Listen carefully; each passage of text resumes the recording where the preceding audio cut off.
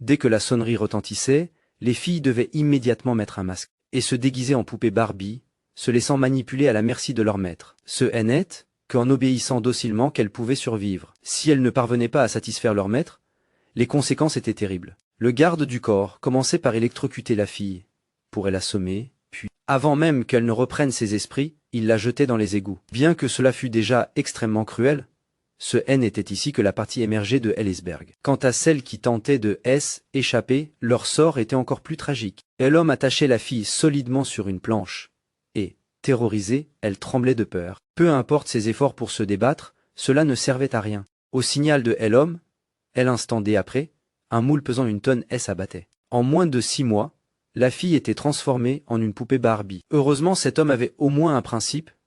Il ne faisait jamais de mal à celles qui étaient protégées. Voyant leurs compagnes mourir l'une après l'autre, les filles comprirent que si elles ne fuyaient pas maintenant, il serait trop tard. Profitant du moment où l'homme occupé de ses poupées, elles se faufilèrent discrètement par la porte arrière. Lorsqu'il se rendit compte de l'anomalie, il était déjà trop tard. Les filles avaient disparu depuis longtemps. Le lendemain, la police auxiliaire reçut un signalement et arriva en un éclair chez l'homme. Ils arrêtèrent immédiatement ce pervers d'âge mûr. Ce qui l'attendait désormais, c'était une éternité à pédaler sur une machine à coudre.